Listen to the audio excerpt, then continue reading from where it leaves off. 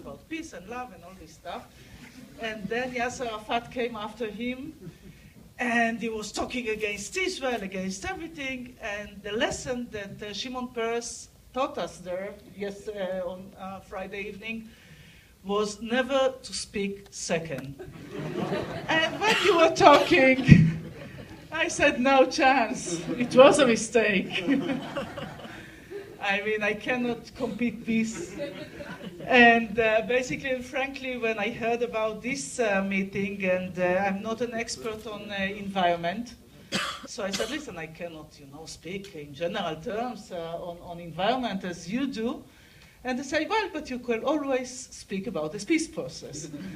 So unfortunately, for many years, we are still talking about the peace process and quoting King Abdullah of Jordan, whom I met in 2007, the days without Facebook, and so saying to me that we are all sick and tired of peace processes, let's have peace. So we are still in a process, waiting in a way for an American framework for negotiations. And it is true that you can say that I'm one-track mind, talking about peace, about the need to achieve peace, 2 states for 2 peoples, the peace process. This is the reason for me to be in politics, this is true. But I believe that everything is connected. I mean, I cannot have even this trip that you've made in our region because I cannot enter to all these places. But I know that when we reach peace between Israel and the Palestinians, this is a moment in which the Arab world and the Muslim world would implement what was at first Tom Friedman's initiative and later turned into the Saudi initiative and later to the Arab Peace Initiative, saying that when Israel reach peace with the Palestinians, the meaning is end of conflict also with the Arab world, and normalization between the Arab world and the state of Israel. Now, when I'm looking at the region, we have this tiny, small piece of land between Mediterranean Sea and Jordan River, and there is a national conflict between 2 peoples, the Jewish people, the Palestinians, and the idea is quite simple, the obvious. We have a national conflict between 2 different peoples, so let's split the land and let's have 2 states for 2 peoples. One's Israel as the nation state for the Jewish people, the other Palestine, the future Palestinian state, as the answer for the aspiration of self-determination of the Palestinians in a state of their own. We respect this. So basically, the concept is there, but it takes us so many years to implement it. But when we are looking at this tiny place from environment perspective, when we are talking about water, all these things that I'm talking about, it's almost unacceptable.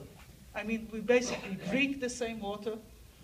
When we are talking about sewage, about environment, when in one village, whether it's Israeli or Palestinian, is doing something, then the outcome is in the river that serves water for both of us.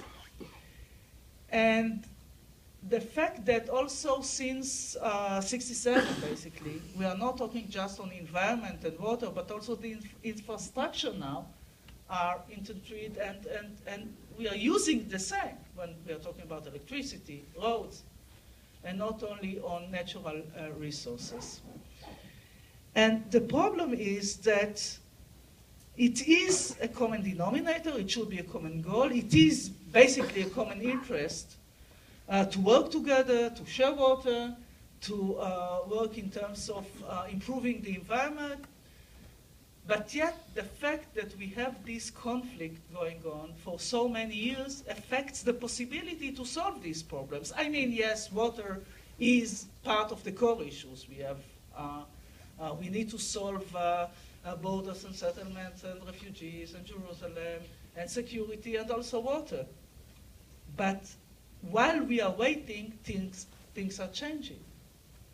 So basically we cannot wait, but we are waiting to solve all the entire core issues, all the core issues that are on the table, while we are affecting our possibility to solve these core issues.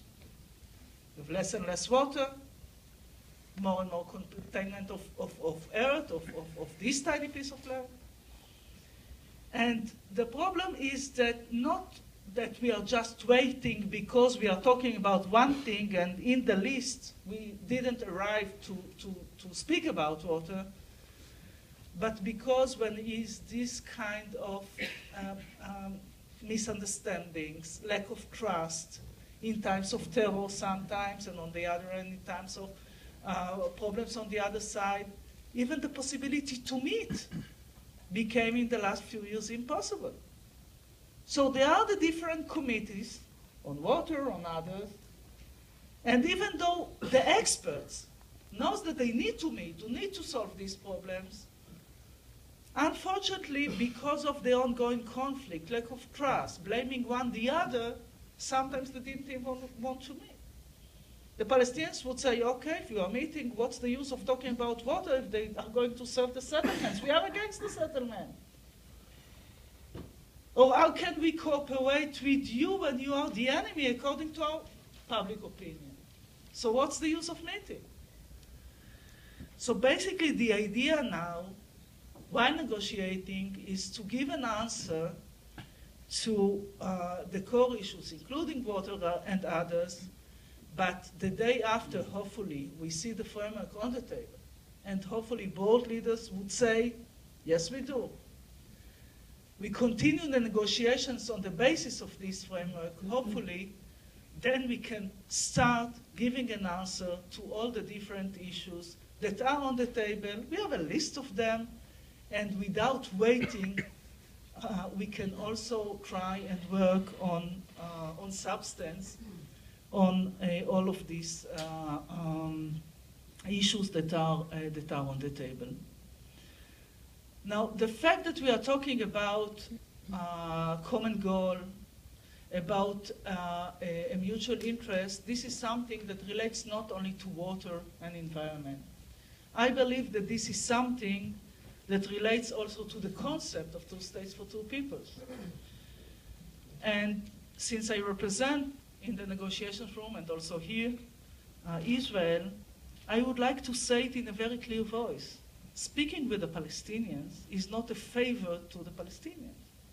Talking about peace is not something that we need to do in order to appease John Kerry, and I would like to thank him for his efforts, not even the President of the United States or the world. This is something that we need to do because I believe that this is the new vision of Zionism. Now, while we are talking here, while I'm talking here, there's, dozens of Israeli members of parliament in Auschwitz today. It's the International Memorial Day for the Holocaust. And I would like to say that Israel was not established because of the Holocaust. I believe that Israel was established because of Zionism, because of the connection between the Jewish people and the land of Israel, and because of the right of the Jewish people for self-determination.